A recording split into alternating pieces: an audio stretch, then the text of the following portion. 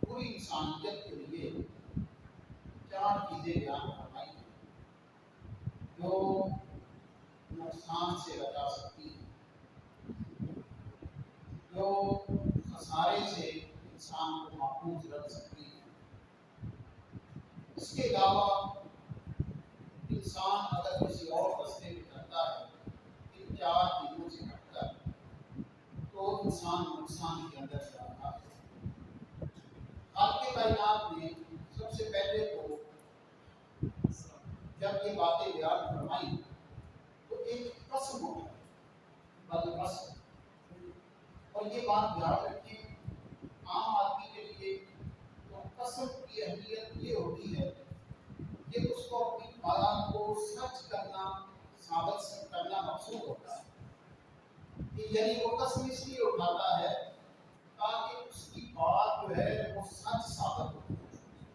قسم اٹھانے کا مقصد یہ ہوتا ہے بلا وجہ تو قسمیں کھانی بھی نہیں چاہیے جن کا اللہ تبارک و تعالیٰ نے ارشاد فرمایا کہ تم اس طرح مطلب بات بات پر قسم اٹھانا مفہوم یہ ہے کہ یہ درست نہیں ہے کہ ہر بات پر اللہ تبارک و تعالیٰ کو شامل کر کے قسم اٹھا لینا. کئیوں کا تقیہ کلام یہ ہوتا ہے کہ بات شروع بات میں پہلے قسم اور قسم کا یہ بھی دیکھ کے رکھیں کہ قسم جو ہوتی ہے نا یہ اللہ کے نام کی ہوتی ہے. یہ جو نا بڑے قسمیں اٹھاتے ہیں مجھے تمہاری قسم یہ تمہاری قسم والا معاملہ بھی میں نہیں ہے. دین میں اللہ سب سے اہم بات ہے. اگر قسم اٹھانی بھی ہے تو وہ اللہ کو شامل کر کے مثلا کوئی بندہ کہہ دیتا ہے کسی کو بھی بھائی میں تیری قسم اٹھا کر کہہ رہا ہوں یہ کام کروں گا تو قیامت والے دن پتہ ہی نہیں جائے گا بھائی اس نے تو اللہ میں حساب تو اللہ نے دینا ہے. تو وہ جس کی قسم اٹھا رہا ہے وہ آپ بے شک کسی مصیبت میں ہو. اس لیے یہ جو چیزیں ہیں کہ ایسے کسی کے سر کی قسم کسی کے جناب تمہاری قسم وہ جملے تو آپ سمجھتے ہی ہوں کہ کس طرح کے پیار بڑے جملے اٹھا ہے لوگ قسمیں اٹھاتے ہیں. تو یہ قسمیں نہیں ہیں. قسمیں جو یہ بنیاد ہے ایسے دب پاتے ہیں کہ جن کو ایسے قسموں کے نام دیے گئے. اگر قسم کسی نے اٹھانی ہے اپنی بات کو سچ ثابت کرنے کے لیے یا کسی معاہدے کی پختگی کے لیے تو اللہ کی قسم اٹھائے کہ میں اللہ کی قسم اٹھا کر یہ بات کہتا ہوں کہ یہ بات ایسی تو پھر قسم ہوتی ہے.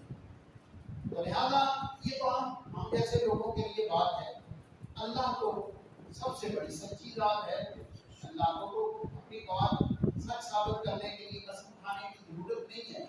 لیکن یہ بات ہے کہ اللہ جس چیز کی قسم اٹھاتا ہے اس سے یہ مطلب واضح نکلتا ہے کہ اللہ جس چیز کی قسم اٹھا رہا ہے تو وہ کوئی اہم چیز ہے. جیسے آپ دیکھیں اللہ نے قسم اٹھائی ہے شہر کی مکہ کی تو مکہ شہر کو اللہ نے خود فضیلت کے لیے بتایا کہ بابو میں اس شہر کی قسم اٹھاتا ہوں نا اسی کو بہار بدل بات تاکہ تو بہار ہے بدل بابو میں اس شہر مکہ کی قسم اٹھاتا ہوں. تو قسم اٹھانے کی وجہ کیا اللہ نے بہار مکہ میں بڑی بات چیزیں مثلا خانہ کعبہ ہے صفا مروہ ہے زمزم کا کنواں ہے اور اس کے علاوہ بڑی اللہ کی نشانی ہے مقام ابراہیم ہے تو حجر اسود ہے. یہ ساری جو نشانیاں ہیں وہاں پر لیکن سب سے جو مین وجہ مکہ کو عزت ملنے کی ہے. مکہ میں دیکھیں ابراہیم علیہ السلام آ کر انہوں نے اپنی فیملی کو بھی سیٹل کیا تھا کہ یہاں پر آ کر سیدنا حاجرہ کو انہوں نے چھوڑا اپنے بیٹے اسماعیل علیہ السلام کو چھوڑا جس سے مکہ آباد ہوا. مکہ آباد ہونا شروع ہوا کیونکہ طوفان نوح کے بعد یہاں پہ تو سب کچھ ختم ہو گیا تھا. اس کے بعد پھر جب دوبارہ اس شہر کو آباد کرنے کا سلسلہ شروع کیا تو اس شہر کے اندر سب سے پہلی جو رہائش وہ ابراہیم علیہ السلام اپنی فیملی کو چھوڑ کر گئے. انہوں نے اپنی بیوی سیدہ حاجرہ کو چھوڑا سیدنا اسماعیل علیہ السلام کو چھوڑا.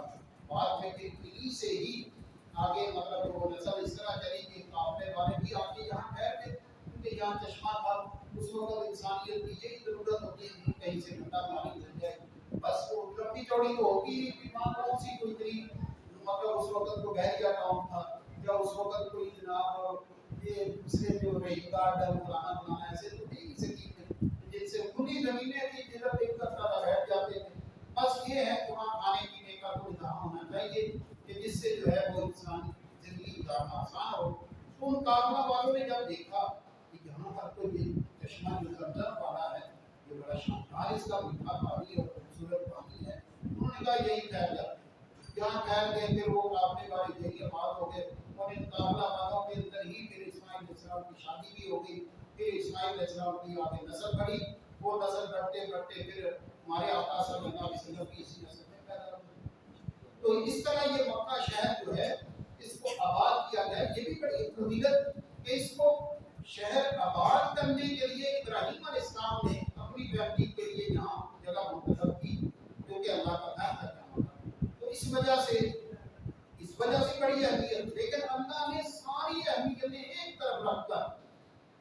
اہمیت سب سے اہم رکھی کہ وہاں کا ہندوں کے ہاتھ ہوتا ہے. اب وہ میں نے مکہ شہر کو فضیلت اس لیے دی ہے کہ وہ اس میں ہے. تو اس لیے اللہ تبارک و تعالیٰ کسی وجہ سے قسم اٹھاتا ہے کہ خالق کائنات کی اپنی شان ہے کہ اللہ اہمیت دیتا ہے کسی چیز کو جب وہ قسم اٹھاتا ہے. اسی طرح اللہ تبارک و تعالیٰ نے اصل کی قسم اٹھائی. اصل ہے یہ واو تسمیہ ہے. ون اصل ہے اصل. اب اصل سے مراد مفسرین نے دو معنی لیے ہیں. ایک معنی یہ ہے کہ اس سے نماز اثر ہوا اور نماز اثر کی اہمیت آپ دوسرے پارے کے اندر دیکھیں. اللہ تعالیٰ نے فرمایا حافظوا علی الصلوات والصلاۃ الوسطیٰ. تم اپنی نمازوں کی عبادت کرو اور درمیانی نماز. اب درمیانی نماز زیادہ اس کے بارے میں قول یہ ہے کہ نماز اثر ہوتا ہے. یہ درمیانی نماز جو ہے نماز اثر ہے. تو لہذا اگر آپ قسم نماز اثر کی لے کے اللہ نے نماز اثر کی قسم کھائی تو پھر بھی مطلب واضح ہے کہ اثر کی نماز کی پھر اہمیت کو اللہ کے ہاں جو بھی ہے باقی فرض ہیں ساری اپنی اپنی اہمیت کی حامل ہے. لیکن اللہ نے اللہ جس کو چاہے جتنی فضیلت سے نواز دے. اسی طرح دوسری جو ہے اس سے معنی زمانہ دہر. اللہ زمانے کی قسم کھا رہا ہے اور زمانہ جو ہے یہ بھی اللہ کے یہاں بڑی اس کی اہمیت کہ اللہ تبارک و تعالیٰ نے فرمایا کہ وَأَنَا الدَّهْرُ میں ہی زمانہ. یعنی حدیث قدسی ہے. حدیث قدسی وہ ہوتی ہے جس کو نبی کریم صلی اللہ علیہ وسلم بیان کریں اور اللہ تبارک و تعالیٰ کا ہی فرمان. تو آپ دیکھیں کہ اثر اس سے زمانہ مراد ہو یا نماز اثر ہو تو دونوں مطلب بھی ہوں تو اہمیت تو زمانے کی بھی واضح اور نماز اثر کی بھی واضح. جب اللہ قسم اٹھا رہا ہے اس کی تو کوئی فضیلت تو ہے نا. یہ قسم اٹھا کر اللہ نے آگے فرمایا کہ ان الانسان لفی خسر. بے شک انسان جو ہے نقصان کے اندر. آگے حرف استثناء فرمایا. جیسے کہتے ہیں نا کہ استثناء کا مطلب ہوتا ہے کچھ کو نکال دینا. جیسے بندہ کہتا ہے 100 بندوں کو جناب گاڑی میں چڑھا دو. 100 بندے گاڑی میں چڑھ دیں لیکن یہ 2 نہ چڑھے. مطلب یہ کہ 2 کو نکال کر باقی سب کو چڑھا دیں جتنے کہیں. تو استثناء کا مطلب ہوتا ہے کہ کچھ کو نکال دینا. تو اللہ نے فرمایا کہ انسان جو ہے وہ نقصان کے اندر ہے سوائے ان لوگوں کے جو ایمان والے نقصان میں نہیں. وعامل الصالحات اور جو نیک عمل کرنے والے ہیں اللہ فرماتا ہے وہ بھی نقصان میں نہیں. اور تیسرے نمبر پر اللہ تبارک و تعالیٰ نے فرمایا وَتَوَاصَوْا بِالْحَقِّ وَتَوَاصَوْا بِالصَّبْرِ. تیسرے نمبر پر فرمایا جو حق بات آپس میں تلقین کرتے ہیں. یعنی وہ جب بھی ان کی گفتگو شدید ہوتی ہے آپس میں جو بات چیت ہوتی ہے حق کے لیے ہوتی ہے. حق کے لیے ہوتی ہے کہ وہ اللہ اس کے رسول کی مرضی والی بات کے لیے ہوتی ہے. اور پھر اس کے بعد چوتھے نمبر پر فرمایا وَتَوَاصَوْا بِالصَّبْرِ. اس صبر کی ایک دوسرے کو تلقین کرتے ہیں. یعنی ایک دوسرے کو جب وہ کہتے ہیں تلقین کو صبر کی کرتے ہیں تو مصیبت ہے تکلیف ہے تو اس وقت وہ صبر کا معنی بہت وسیع ہے. تو اسی لیے اللہ تبارک و تعالیٰ نے فرمایا ان اللہ مع الصابرین. اللہ صبر کرنے والوں کے ساتھ ہے. تو صبر کا معنی بڑی مطلب آپ دیکھیں کہ کئی معنوں پر ہے. اللہ کو راضی کرنے کے لیے اللہ کی بات ماننے کے لیے شیطان دوسری طرف لے کر جاتا ہے لیکن صبر کر کے اس طرف سے صبر کر کے اللہ کی طرف آنا. یہ اور بھی بہت سارے اس کے مفہوم ہیں. تو لہذا خالق کائنات نے فرمایا کہ ان الانسان لفی خسر. بے شک انسان نقصان میں ہے. الا الذین آمنوا مگر وہ لوگ جو ایمان لائے. سب سے پہلی چیز ہے ایمان. ایمان جو ہے یہ سب سے پہلی چیز ہے کیونکہ بعد میں آنے والی تینوں جو ہیں ان کا تعلق ایمان سے. ایمان اس طرح کوئی نیک عمل کرتا ہے تو ان کے نیک اعمال کا فائدہ اس کو ہوتا ہے لیکن اب ہوتا ہے جب اس کا پہلے ایمان ہو. تو لہذا ایمان ہے تو اس کے بعد پھر نیکی کے عمل جو ہیں وہ فائدہ مند ثابت ہو. ورنہ کوئی بھی جیسے بہت ساری نیکیاں کافروں سے بھی بظاہر نیکی کے کام ہوتے ہیں. جیسے آپ دیکھیں یہ اسپتال اتنے بڑے بڑے اسپتال لوگوں کا علاج ہو رہا ہے یہ کئی کافر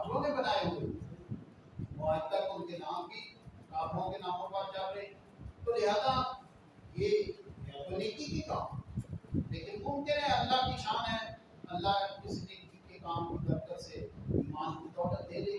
اور بعض دفعہ ایسا ہوتا ہے کیونکہ اللہ صلہ تو دیتا ہے، کئی دفعہ ایسا ہوتا ہے کہ بندے کئیوں کو پتہ بھی نہیں چلتا، وہ قریب جو ایک دو ہوتے ہیں وہ زیادہ جو اتنی بڑی باتیں نہ ہوں تو ان میں پتہ پھر چلتا ہے، جو مشہور ہو جائے. جو نہ ہو اس میں دو چار لوگوں کے اندر بات جان نکلنے لگے. ممکن ہے کسی کافر کی ایسی نیکی ہو کہ اللہ اس کو قرب موت جو ہے وہ ایمان کی دولت دے دے. یہ اللہ کی شان ہے. تو بہرحال نیکی کا صلہ اللہ تبارک و تعالیٰ ضرور دیتا ہے، لیکن وہ نیکی کا عمل فائدہ مند تب ہوتا ہے جب پہلے بندہ ایمان والا ہو. تو اللہ تبارک و تعالیٰ نے فرمایا کہ جو صاحب ایمان لوگ ہیں وہ نقصان میں نہیں ہیں، اور پھر ایمان لانے کے بعد وہ اچھے عمل کرنے والے، وہ اچھے عمل کرنے والے جیسے اللہ نے فرمایا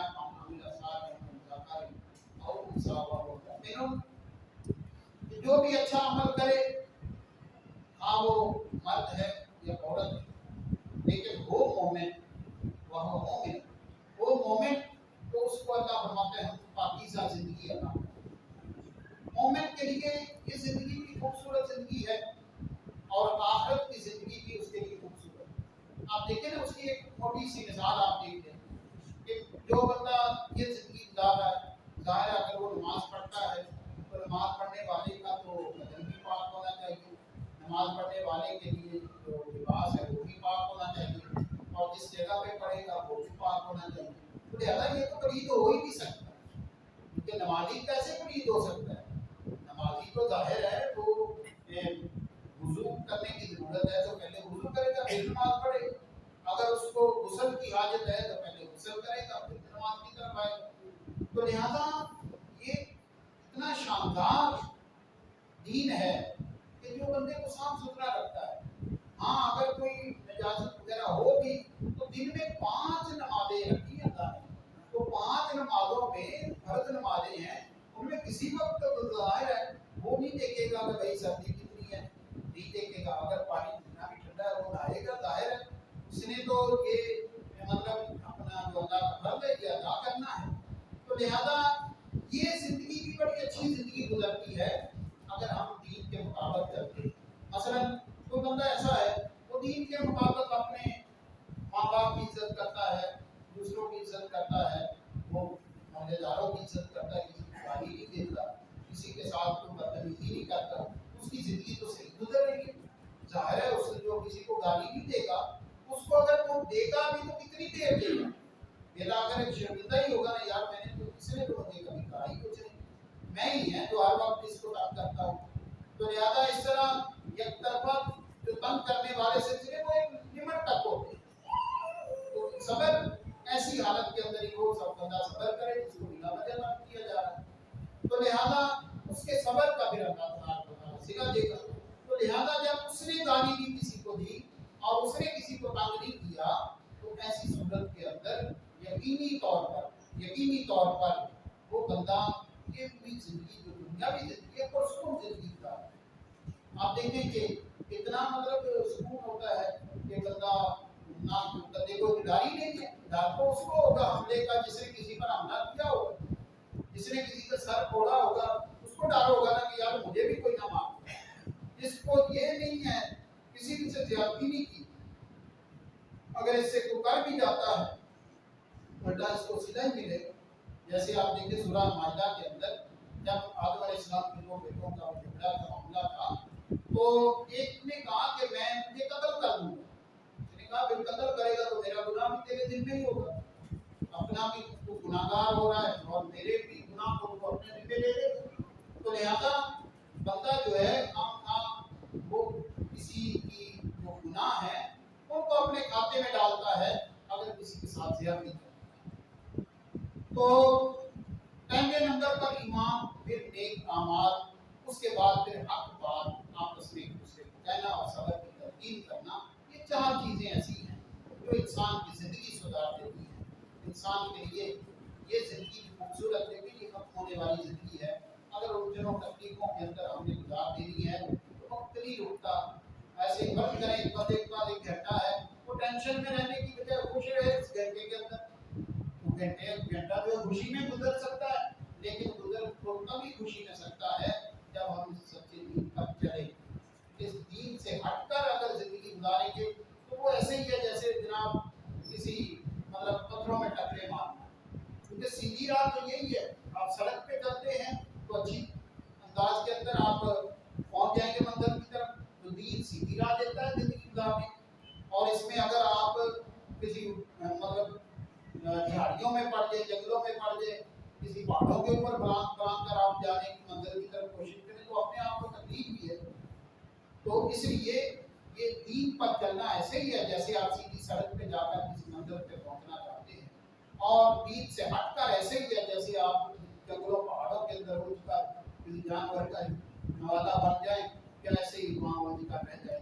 تو بندہ جو ہے اچھی زندگی گزارنے کے لیے دین ہی اہم ہے، دین پر چلیں گے تو یہ زندگی بھی اچھی ہوگی۔ تو جب دین پر چل کر ہم مر کر آگے جائیں گے تو وہاں بھی اچھی رسپیکٹیبل زندگی ہوگی، کیونکہ جس نے یہ اچھا وقت اللہ اس کے رسول کی مرضی والا گزارا، آخرت میں جو اللہ اس کے رسول کی جو مہربانیاں ہیں وہ اس بندے کے ساتھ شامل ہونی ہیں۔ ایک پہلے جمعوں میں بھی جو ہمارے اعلان مطلب اکثر کر رہے ہیں، کیونکہ یہ اعلان کرنا اس لیے بھی ضروری ہے کہ ٹائم بہت تھوڑا ہے، ابھی مہینہ ڈیڑھ رہتا ہے اور تقریباً 10-12 لاکھ روپے کی ابھی ضرورت ہے۔ تو آپ دیکھیں کہ اتنے ہفتوں کے اندر 6 ہفتوں میں اگر 12 لاکھ چاہیے تو ہر ہفتے 2 لاکھ تو ہونا چاہیے، لیکن یہ 1-2 ہفتے میں کوئی لاکھ نہیں آیا۔ تو اس لیے آپ جو ہے وہ کوشش کریں اور بھرپور طریقے سے جو مسجد کی جگہ دی ہے اس کے یہ پیسے پورے کرنے کا وقت جو تھوڑا ہے اس میں آپ دوست احباب کو کہیں خود کریں اور اپنے رشتہ داروں کو کہیں، اپنے مرحومین کے اپنے والدین کے سارے ثواب کے لیے کریں۔ جلد از جلد جو ہے یہ دیکھیں، وعدہ تو کسی عام آدمی کو بھی وعدے کے خلاف نہیں کرنا چاہیے، لیکن یہ تو ہم نے اللہ کے گھر کے لیے وعدہ کیا ہوا ہے، تو اس میں ہم سب جو ہے وہ ذمہ دار ہیں، جو وعدہ کیا ہے اس وعدے کے اندر ہی وہ پیسے ادا کر دیے جائیں۔ تو آپ بھرپور طریقے سے اس کو جو ہے وہ آپ کریں، مطلب مسجد کے ساتھ تعاون کریں تاکہ جلد از جلد جو ہے یہ رقم جو ہے وہ پوری ہو جائے، اور اس سے جگہ لی ہے